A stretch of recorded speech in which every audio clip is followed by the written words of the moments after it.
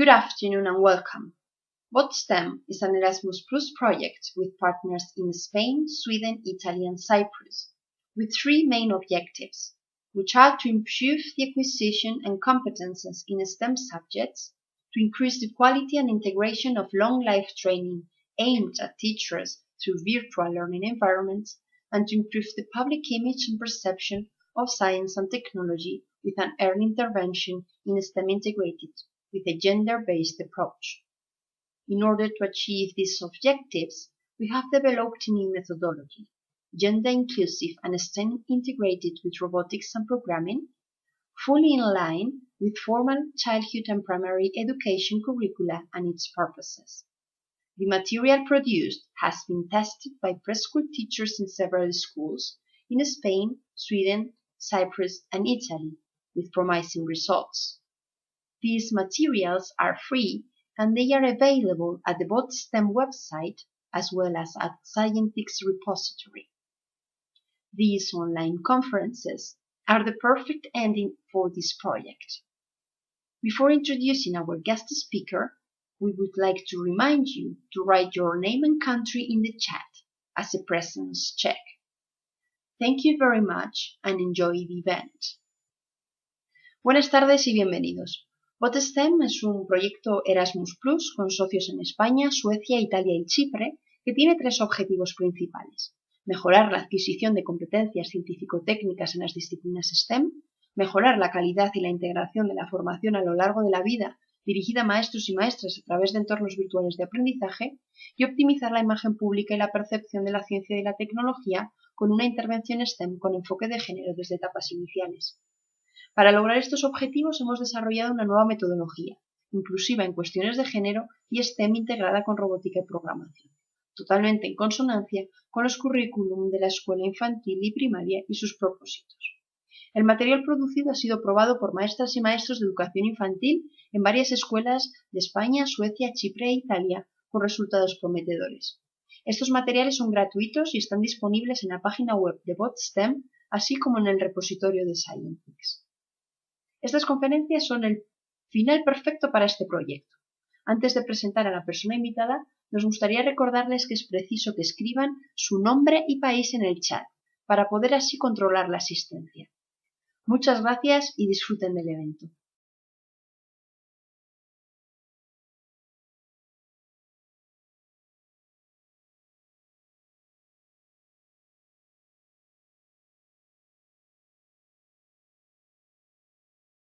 Dr. Swati Popat has been assiduous in making sweeping changes in pre-primary education in India and is the founder-president of Early Childhood Association India, an association that works for quality care and education of our youngest citizens from 0 to 6 years old. She has received many accolades and awards for her contribution to early childhood education. Swati has authored many books for parents and children and is a strong advocate of nature-based learning in the early years and promotes brain research-based teaching and parenting in her workshops across the globe.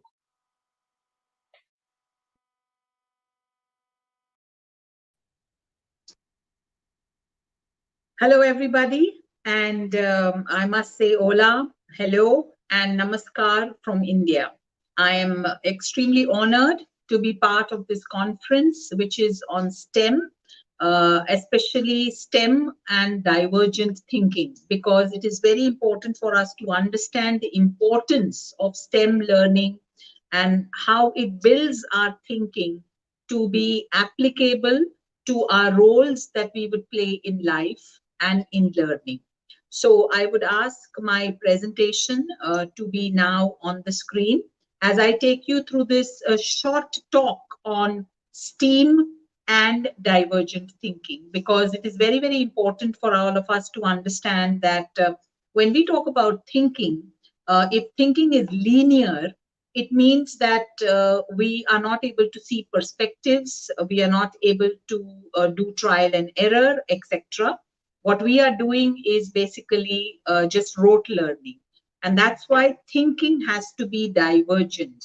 It has to have many aspects, many points of view. And that is why STEAM plays a very crucial and a very important role in in nurturing the divergent thinking. Mansi, could I have my presentation, please? Is Mansi able to hear me?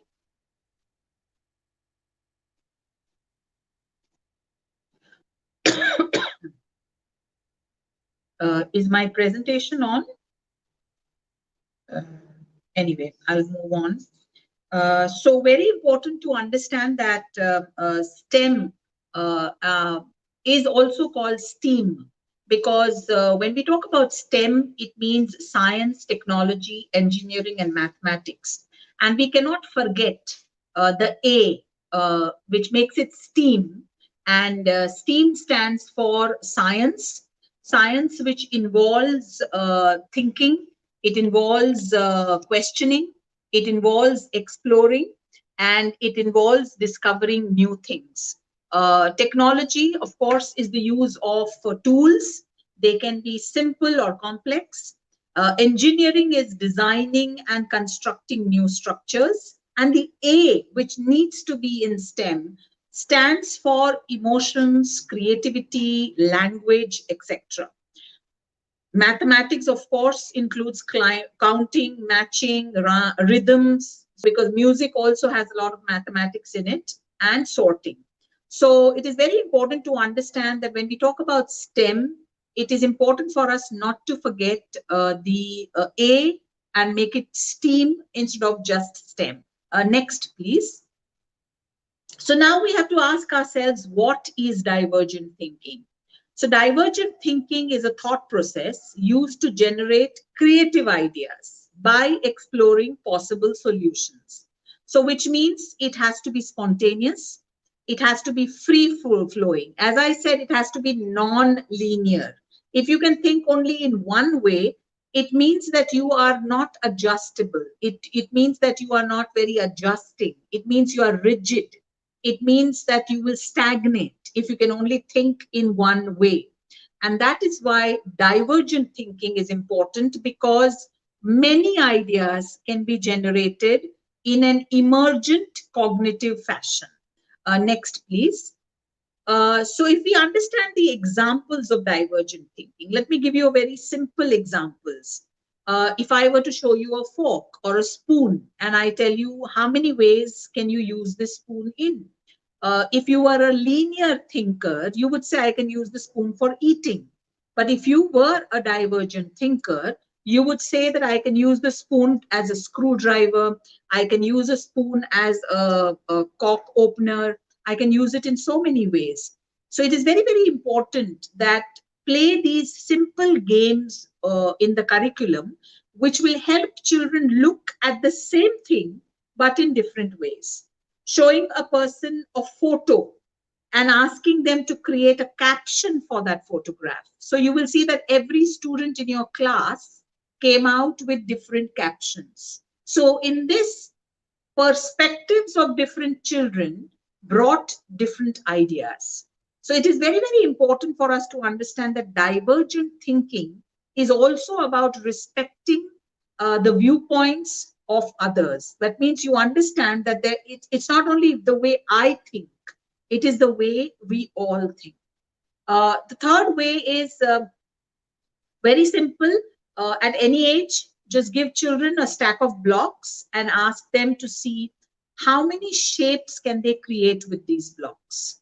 Later on in my PowerPoint presentation, I am going to show you some activities that Frederick Frobel, the father of kindergarten, designed, and they were based on blocks. So next, please. Venn diagrams are a brilliant example of divergent thinking. As much as possible for all age groups that you teach, you must use Venn diagrams. This is used in an early years classroom. This photograph is from an early years classroom where the teacher was teaching them about vehicles, things that transport us from one place to the other.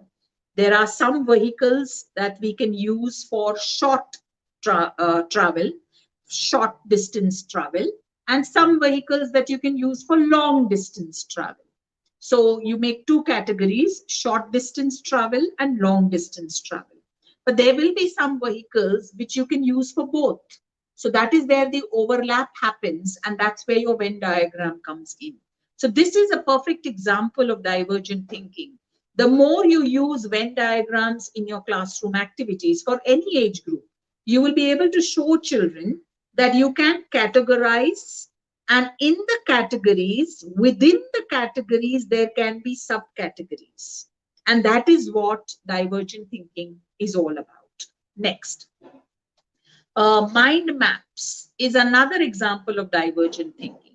I would urge teachers that instead of taking tests and exams, if you can use mind maps and ask children to make a mind map to show what all they know about a particular topic, then even those children who are not very good at expressing themselves in writing would be able to create a mind map, and they would also excel as much as the other children. This is a mind map created by a teacher at the end of her lesson to show the children that we started from one basic topic in the center and how it is related and branches out to so many other subtopics. So every time she moved to the next part of the topic, she showed them this mind map that this is where we are now. And now this is where we are. Now let's retrace our step back from all of this and reach back to the center. So you are now teaching children known to unknown and unknown to known. You're teaching children simple to complex and complex to simple.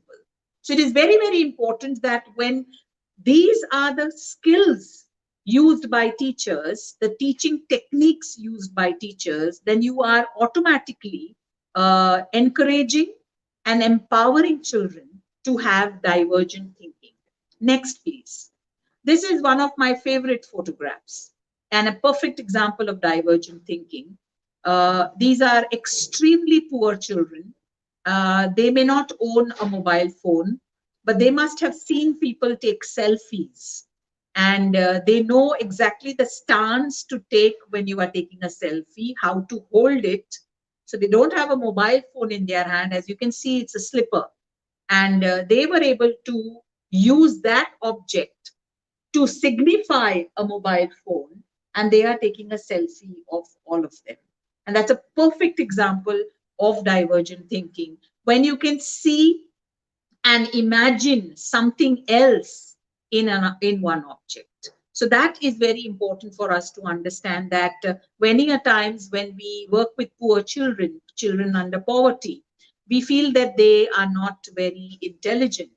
They only lack resources. Intelligence they have as much as any child. It's only resources and opportunity that these children lack, and divergent thinking can be cultivated even without the lack of resources. So next, please. I am a passionate advocate of early years. And one of the important cognitive theories of our time was of Jean Piaget. Of course, there are many people who criticize his cognitive theory. Vygotsky from Russia, after that, also came out with a cognitive theory. It's a socio-cognitive theory. But I wouldn't say that Piaget's theory was all wrong. There is a lot of sense, even now, in Piaget's theory. What I like about Piaget's cognitive theory is that he talks about schemas. And he says that children's play has a lot of schemas. Let's see in the next slide, what are these schemas? He talks about children playing in different ways. So when children go under the table and they want to play there, we are more concerned about safety, that the child will hurt itself. But actually, the child is using orientation. Orientation means how do things look from another perspective. In the Reggio Emilia schools also, they usually put a mirror on the ground. So usually mirrors are on walls. Here they put it on the ground like a tile. Instead of a tile, there is a mirror. So a child, when the child looks down at that mirror, the child sees a different reflection of itself. It is from bottom to top rather than face forward. So it is very, very important to involve orientation. In this particular photo, you will see that the children are lying under the table on their backs, and there is a paper actually stuck below the table, and they are drawing. So now they have a different perspective of drawing. Usually the drawing paper is below their face. Here it is above their face. So orientation, according to Piaget, is an extremely important schema for the brain. Let's go to the next slide. You will see positioning. Children like to put things one after the other. That is again a divergent thinking, because I can put it in different rows. I can put it in different patterns. I can put it in different sequences. So it is very, very important to understand that play schemas. If a child has experienced schemas in play, you have given the child a foundation for divergent thinking. Let's go to the next one. And I will quickly now go through these faster. So you have connections, which is again a play schema, where children understand that I can connect many different things together. Just like in the mind map, you can play it with toys. That I can put a red with a blue and a blue with a green, or I can put all reds together. So that's again a very good example of divergent thinking. Next, please. Trajectory. Very, very important schema is children wanting to know what would happen when I throw something. And then having that divergent thinking of what would happen if I throw it from this height, or from this height. So it is very, very important to understand that trajectory is an important learning method which we rarely use in our schools. Trajectory happens most in sports. In all the sports that you will see, some amount of throwing is involved, and that is where only those children who are involved in sports learn about trajectory. But it is very important that all children, irrespective of whether they are involved in sports or not, should be taught trajectory, because it trains the brain to look at different perspective, do trial and error, etc. Let's go to the next slide. An enclosure container is another schema where children find ways of fitting things differently in a given enclosure. So divergent thinking at its best, that I can pack this box either by putting these objects in it, or I can pack it by putting these objects. So my container remains the same, but I'm using my thinking to change the way I fill that container. Next, please. You also then have transporting. Transporting is very often used in children's play, where they like to take things from one place to the other. This is again where divergent thinking can be brought about, that I want you to take these objects from here to the other room. What are the different ways you will use to carry these things? So you're making them think about possibilities, solutions, and come out with a lot of focus on divergent thinking. Next. The next schema is enveloping. Enveloping, you must have seen that children like to cover themselves when they are playing. But older children, when you're talking about older children, enveloping is all about covering something. It can be about covering a surface, covering a box, or covering a book. So how many strokes do you think will be required for me to cover this entire page? So you are making them think of ways in which I can cover a box, or I can cover a place. How many different ways, items, methods would you like to use to cover it? And that is the schema of enveloping. Next, please. Rotation is another schema that is best seen in children. They love to rotate. Now, why am I showing you these schemas? I'm showing you these because when we talk about divergent thinking, it is very linked to play.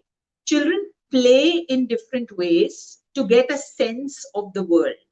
When we stop their play, when we stop their exploration, we are somewhere also stopping their divergent thinking.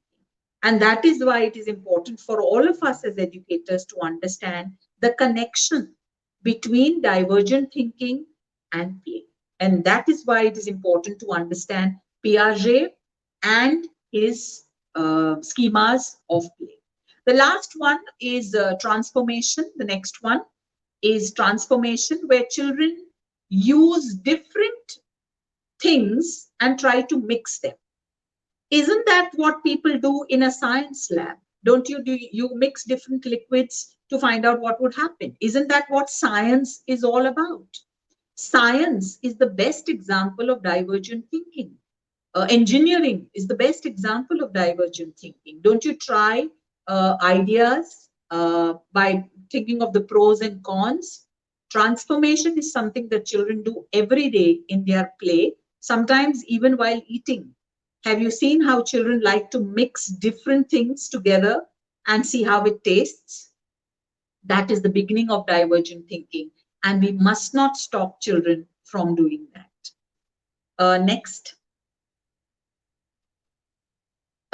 If we want to promote STEAM and divergent thinking together, we must try to use STEAM in many ways.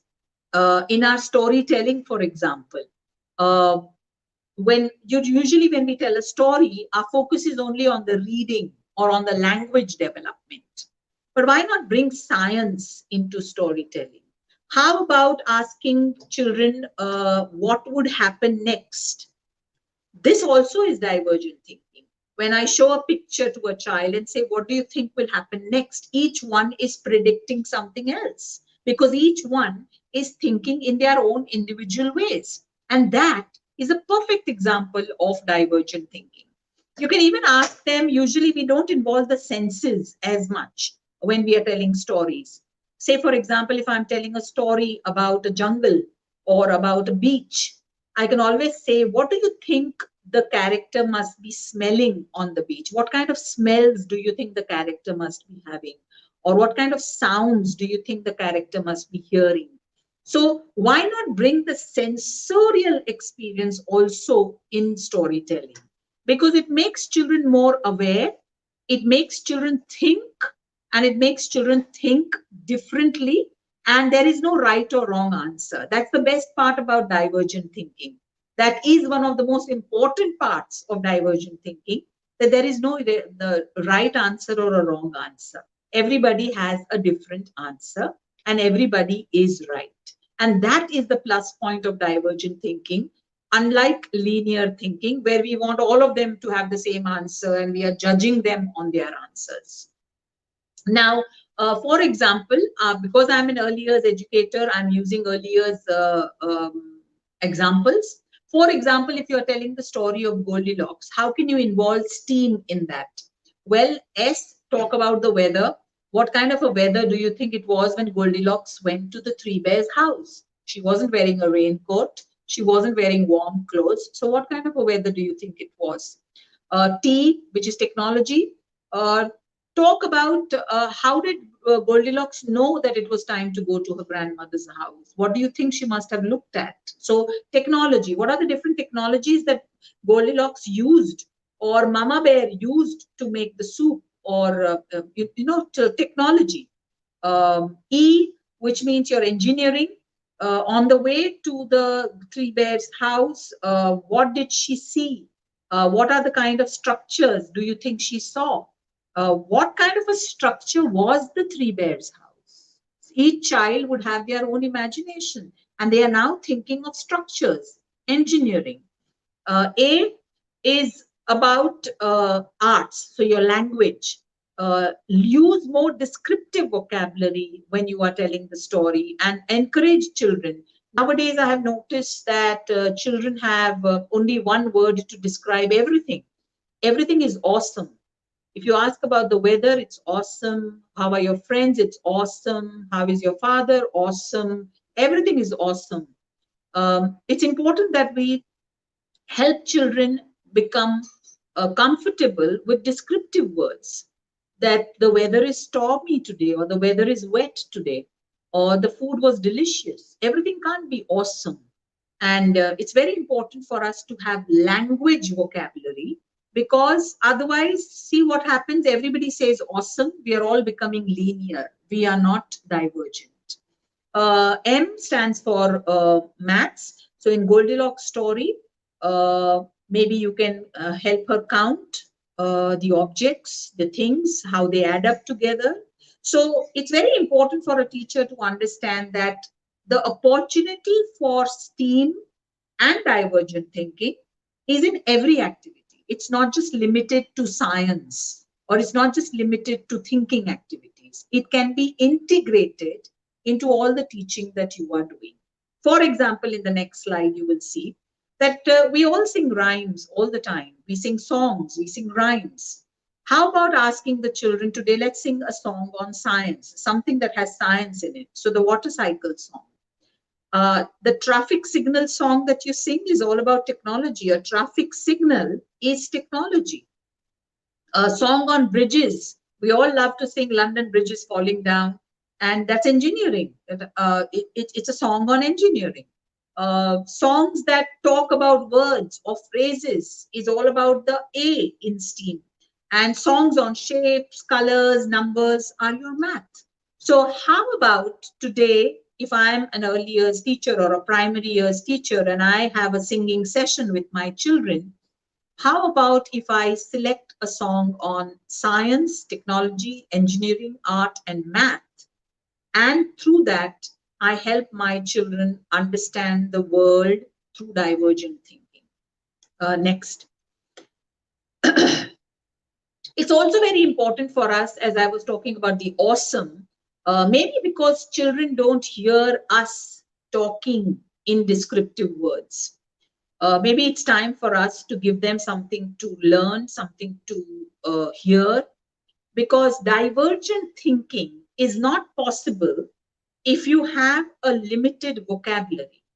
If you are limited in your vocabulary, you will be limited in your thought process and in your communication. So it is very, very important for us to learn to talk in STEAM.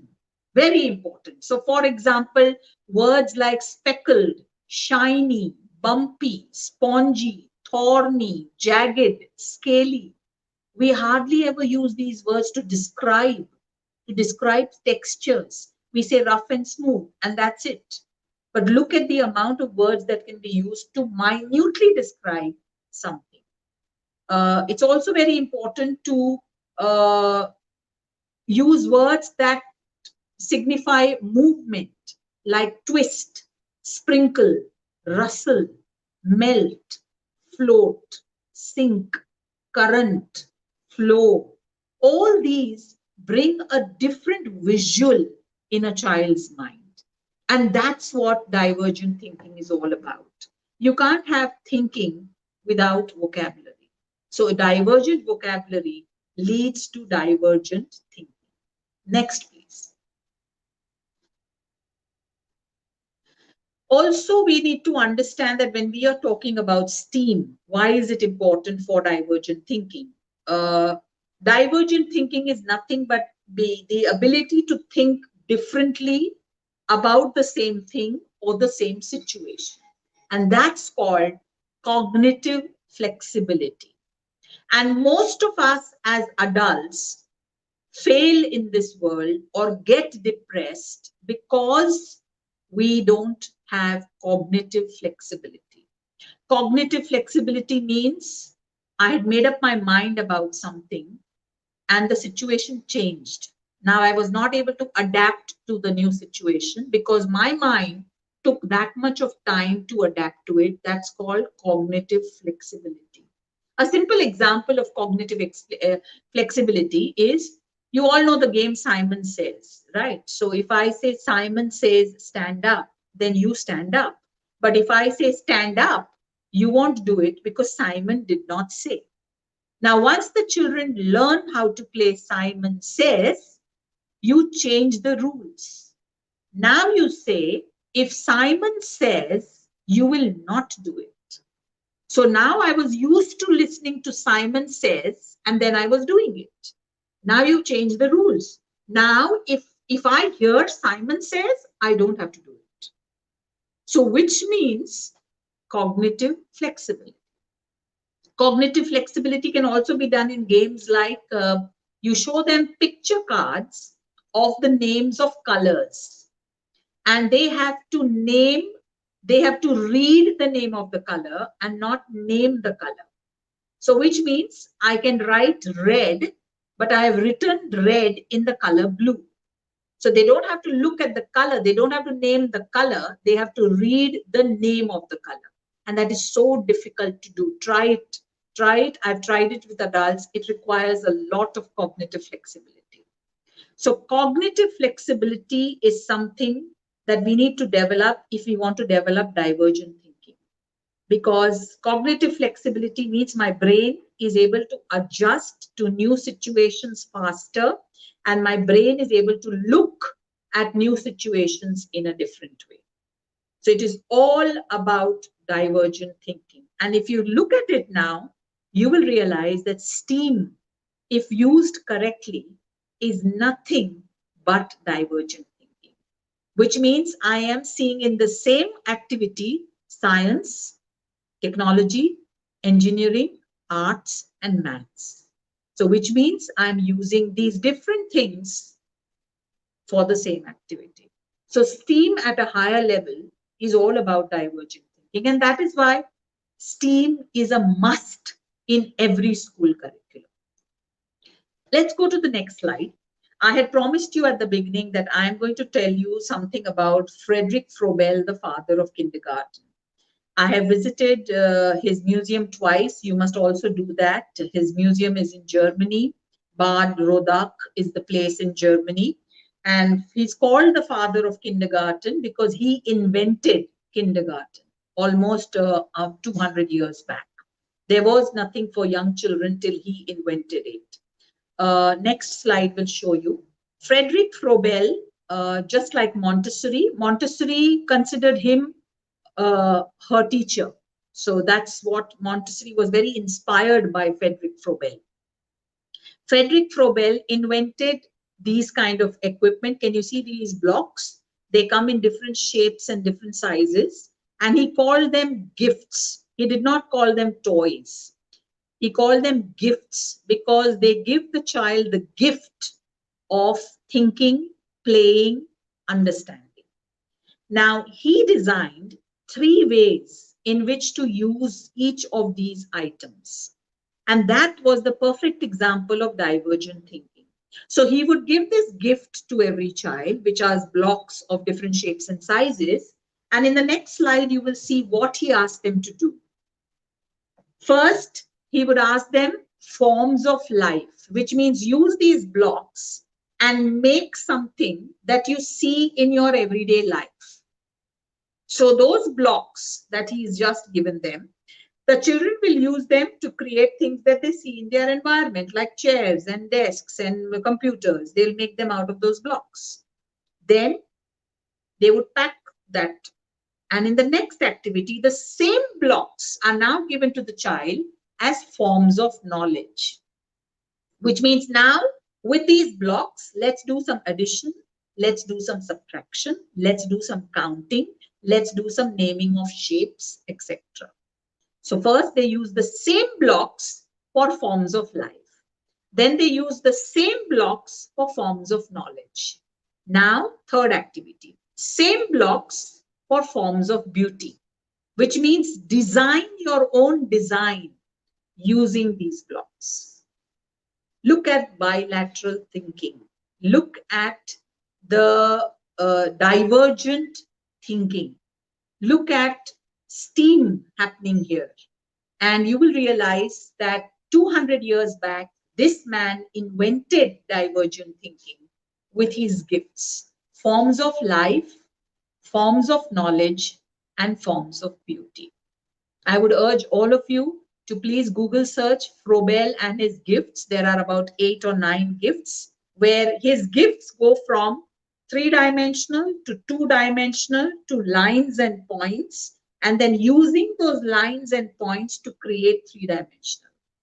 Learning comes full circle with Frobel and his gifts. But look at the fantastic example of divergent thinking. Let's go to the next slide. And I would like to say that creativity is a very important and integral aspect of 21st century skills. If you see the computers we are using, if you see Apple or if you see Facebook, they were not invented by great scholars. They were invented by people who thought creatively. So there are two ways to succeed in today's world. One is by being a scholar, and one is by being creative. And if you are a creative scholar, then you have had it made in this world.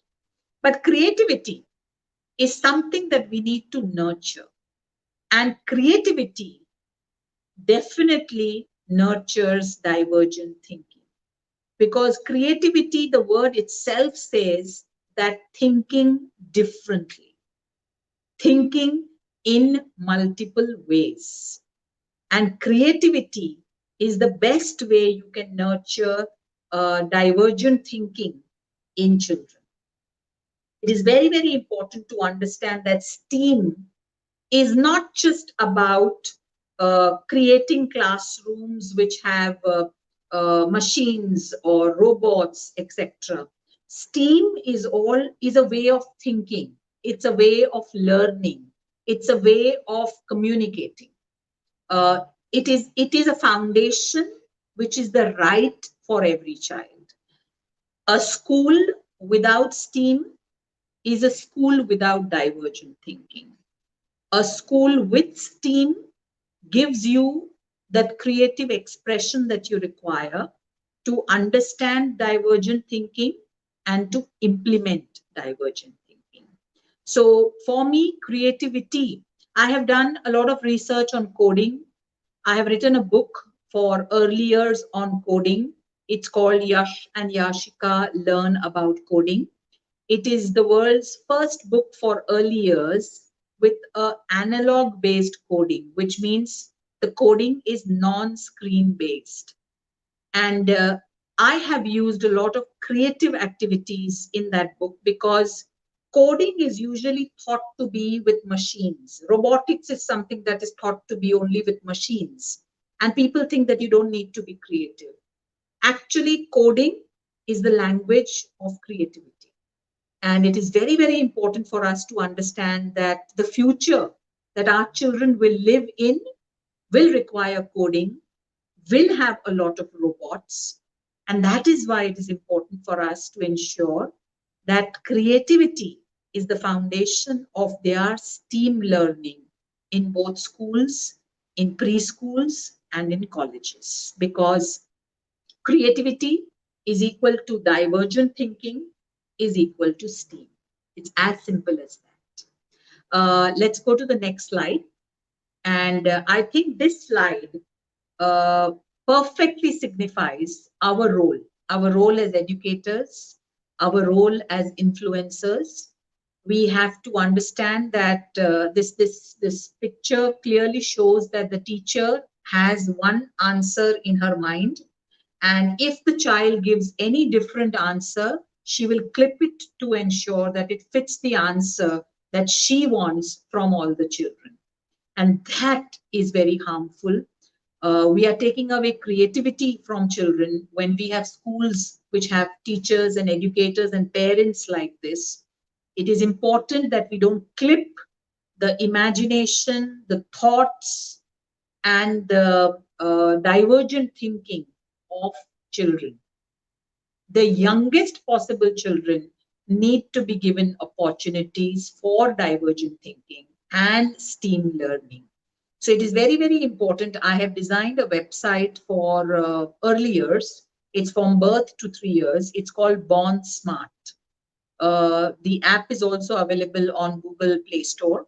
And in that, I have taught parents how to use daily objects to their babies and involve them in STEAM activities. So it is very, very important to understand that STEAM is not a subject. It's a way of life. And it's a way of life that promotes divergent thinking. And it's a way of life of creativity, of learning, and of living. So this visual I have purposely put at the end of my presentation to help everybody understand that let's not do this to children anywhere in the world, in any classroom. Because if we are trying to teach STEAM, if STEAM is the core of our learning and teaching process, then we must celebrate creativity. We must celebrate creative expression. We must celebrate creative thoughts. And we must celebrate divergent thinking. Only when we do that can we say that we promote STEAM, we support STEAM, and we support both the child's present and the future. Next, please. These were my thoughts on STEAM and divergent thinking. If you have any questions or if you would like to know more about STEAM and divergent thinking, I have given my contact details. Feel free to contact me. And collaboration is the cornerstone of divergent thinking. And the more we collaborate, the more we will be diverse thinkers. And that is what is the best gift that we can give to children as educators, is to collaborate and indulge in divergent thinking, accept ideas from around the world so that we become different and we become same while being different. So thank you very much. And it was a pleasure to share my thoughts here on this conference. I must congratulate all the organizers for doing such a brilliant job of bringing so many people together to share divergent thinking ideas. Thank you very much. Dear Swati, thank you so much for your insightful talk. Really, it's very interesting because sometimes we talk about the STEAM and we left the part of the divergent thinking. And thank you so much for sharing with us your insight about this topic. For everyone, tomorrow we are going to have the next conference, who is going to be Freddie Labjardi and Daniel Frank from USA. Why the world needs more human engineers. I expect you all are here with us tomorrow. Thank you again. Thank you. Bye-bye.